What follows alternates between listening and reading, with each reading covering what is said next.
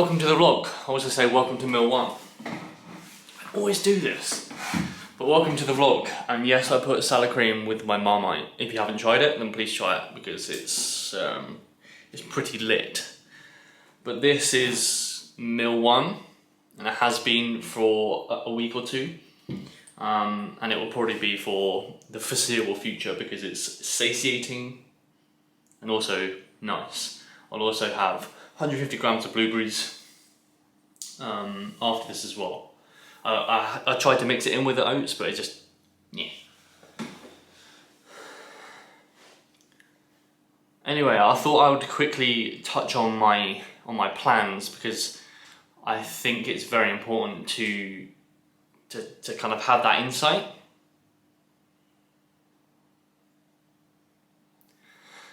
Anyway, I thought I would just go into my off-season plans, what I plan to do, how I plan to do it, and most importantly, run you through my new workout split. Because my new split is lit. Did I think about that before I said it? No. Did it sound horrendous? Yes. Anyway, I'm gonna eat this. I've been really liking this peppermint tea. Mainly for the simple fact that it's a hot beverage that's not caffeinated, which I find that I just like coffee and I don't like decaf, but I can't just continue to have coffee because my heart rate will be elevated at like 160 BPM for the whole day, and that's not that healthy. But today we're going to be running through my training split. I'm going to get it up on screen so you can have it here. You can't see it, but I'll get it in frame. That's better. So we have the training split here. You're not exactly going to see exactly what's on here. Essentially, I'm going to be going through what's on here, which is fantastic. So, number one day we have is going to be a pull session. We're going to be still training 5 times in a week. Now, my off-season needs to prioritise a few things because my stage shots were really addressed a few things that I need to address, or really pointed out a few things that I need to address. Number one is going to be my back. My back is pretty damn weak. Number 2 is going to be my delts. My delts are also pretty damn weak. My chest is okay. My abs are tragic. They're the 3 things I'm going to be addressing this kind of off season, and I'll take you through how I'm going to be doing that. So this split is mainly going to be favouring my delts, my back, and my abs.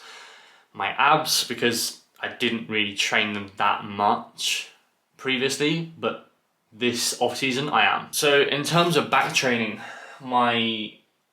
there's going to be a few things that I'm going to be addressing here. Number 1 is going to be exercise selection. I'm going to be reintroducing pulling, so we're going to be doing kind of SLDLs. We're going to be doing a lot of kind of lat biased work, and just a lot more kind of overall volume with just more variety of exercises. The volume is going to come from the variety as well. So we're just basically going to add in a few different kind of angles, which would in turn increase our total volume. So typically I run or at the back end of prep, I ran my back volume at about 12 sets per week. I'm now running it at about 17, which isn't necessarily like volume is better, but we're just hitting it from different angles, and we're recovering from that as well. And I'm also counting SLDLs as kind of back work, mainly from the simple fact that it is actually attacking the back pretty damn nicely. Specifically lats and specifically like rhomboids, traps, erectors, pretty much the whole back. In that pull session as well, we're actually going to be training abs. Again, we didn't train abs, we're going to be training them throughout the whole phase, seemingly in a crunching movement. We're also going to superset them with a kind of a flexion, which you might see in the push session today as well. And then we're also going to do some like torso rotations. We're basically going to train them 3 times in the week. And one of them is going to be kind of a crunching variation. One of them is going to be kind of, again, like a feet up variation. And then one of them is going to be twisting. It's just very easy. And then we pretty much move on throughout the whole week. So we have a pull, we have a push, we have a legs, and then we have a pull and then a push. We're basically training delts in every single day. In the pull session, we've got an upright row, and we also have a high row. So we've got medial delt, we've also got rear delt. In the push session, we have a cable lat raise, and we also have a shoulder press. In the lower day, we've got a rear delt, and then we've got a side delt ISO. The side delt ISO is mainly going to be a hold of some sort. I'm going to try like static holds, maybe something like a lat raise here. Then we have a rest, and then we have the pull session, which is going to be rear delt focus as well, so we're gonna have a rear delt row, and we're also gonna have another lat raise variation in here as well, and in the push variation we've got another lat raise variation. So in terms of lat raises, we've got 1, 2, 3, 4 lat raise variations, so they're all going to be different. They're all going to be attacking different angles, and we'll take you through that. With the pull session, we're mainly going to be, in the first pull session, we're going to be doing kind of a hip hinge variation. We're then going to be doing kind of a one arm row. We're then going to be doing like a lat pull down variation, a horizontal row. Then we're going to be doing like a cuffed high row. So essentially we're working like the whole back. And then in the other pull variation, we are going to be running through a incline kind of a retraction. So it's going to be kind of really targeting the mid back. We're going to then do 2 lat pull down variations hitting different angles. We're going to do a machine row, and then we're going to finish off with a kind of an upper back row. And the rest of it is basically going to just fall into place around that. So things like the leg day are going to be less lumbar taxing, because I'm taxing my lumbar in the pull sessions. So I'm not going to be doing any like high bar back squat. I'm going to be replacing it with something like a hack squat. I'm not doing anything like that's like an RDL, for example, because we got it earlier on in the week, we got it in the pull session. So we're basically, the thing is when you want to address something, you want to address a weak area, programming in a way that suits a weak area is number one, a very good thing. And also making sure that execution's on point, but mainly like just addressing the weak area and then making it a priority. Putting it at the start of the workout is a good example of this. And then another one would be exercise selection, just hitting it in different angles and layers. So yeah, that's what we're going to do. I think I said we were going to be doing a push session today. I was actually lying to you. We're doing a pull session today. So I'll take you through the pull session. We're actually going to take you through the first pull session of the week, so you get to see all the angles that we're going to be hitting. So yeah, that's the plan. And then we're going to get jacked. Right now my scale weight is around 75 kilograms, which means I'm about 4.5 pounds up from my lowest weigh-in, which is good. And now we're just going to be increasing food throughout.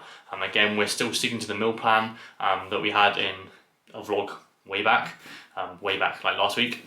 So we're still sticking to that meal plan. As soon as we start to see weight plateau, which I suspect that will probably be like next week, we're just going to add in food throughout every single meal. So again, we'll take you through that process as well. We now have our pre-workout meal. Essentially, we just batch cooked meal. Oh god, what a terrible angle.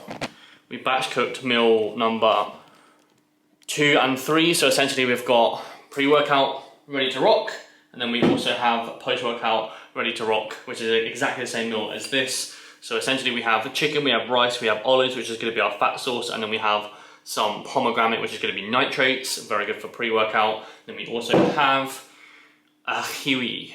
Make sure you eat the skin because it's good for you. That's gross. It's not gross, Natalie. It's good for you. But essentially this meal, again, these meals won't change this entire off season, except there's just going to be more of, specifically probably rice. Rice, baby. So we're going to eat this, and then in an hour and a half we will go train pull.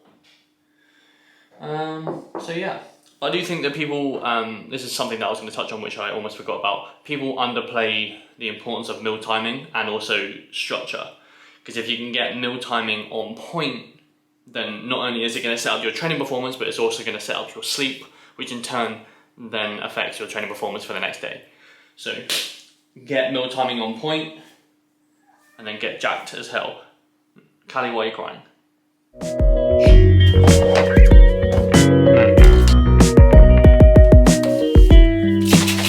So, as established, we are entering our off season. It's also very distracting because it's got like this square right next to my eye, and it's really odd. But anyway, I don't know how to get rid of that. So I thought we'd just go through my pull session, my rationale for certain movements, but also just give an overview on, again, what we're trying to attack this off season. So we're obviously trying to attack back. So I might just go through these individual ones, individual kind of areas, so back, abs, and also shoulders, kind of one at a time, and basically how I'm going to rectify that.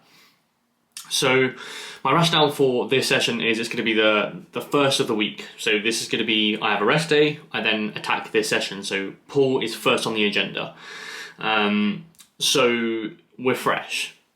That's number one thing. Like if I hit push with like a chest focus at the start of my week when my chest is a relatively good area, guess what's going to grow? My chest. Guess what's not going to grow? My back, right?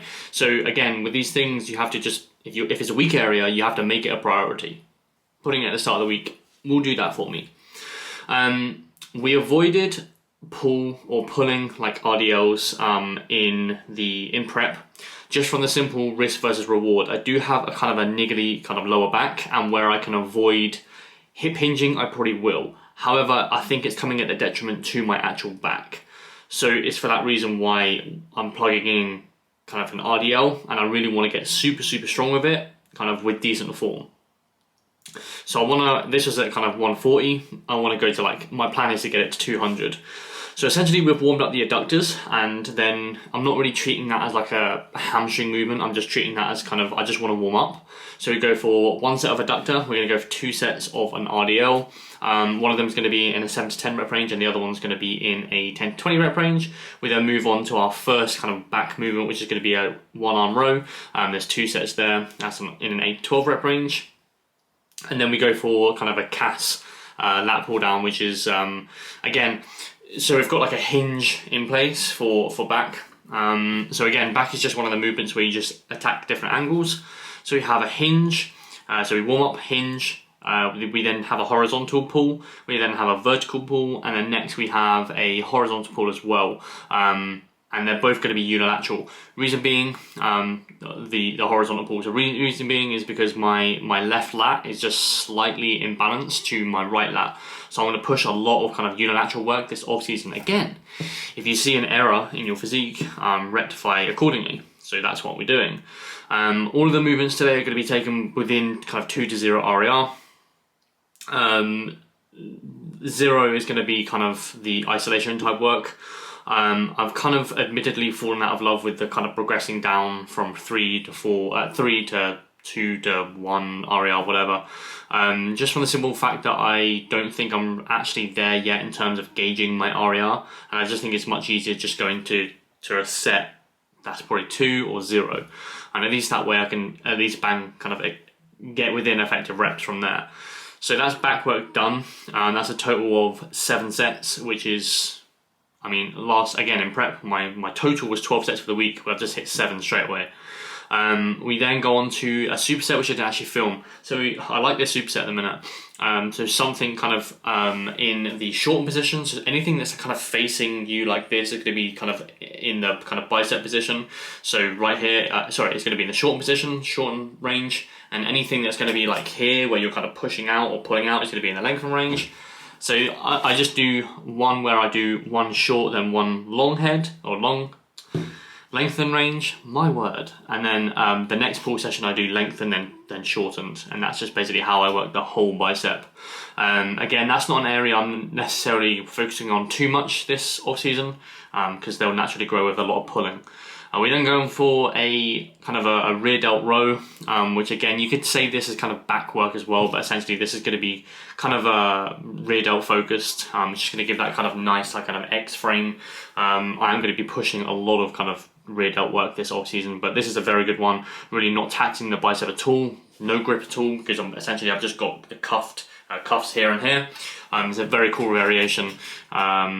And then also we have pretty much exactly the same setup, except we push the cable down for an upright row. Again, you get the theme here. My weak areas, back, bicep, back, delts, and you'll see in a minute that I do abs at the start of the week. So when I'm fresh, I hit all of them. Same when I have my rest day, then on my other pull session. That's the priority. This is how I'm going to grow. I'm very excited to show you how everything kind of develops. I've taken some starting kind of physique shots, and you'll see that kind of throughout the journey.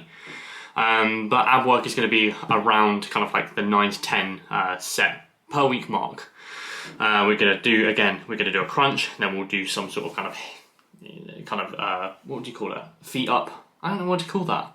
You just flex the torso up, and then again we do a torso rotation. That's essentially pull day. So you might want to plug that in so you get on with it. If not, then don't. But yeah, back to the vlog. Man, I'm so unbelievably taxed after that session. That was a brutal session. The SLDLs kind of taxed me a lot. But we're gonna have the meal that I prepared earlier. That's gonna be post-workout. We're also gonna have some ashwagandha. We're gonna take 1,000 milligrams. I was gonna say I was gonna take one of these, so I'm gonna take 2 of these. And yeah, and then I'm gonna chill, and then we're gonna go again.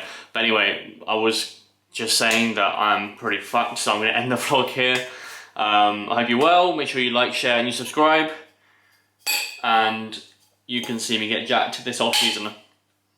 Peace.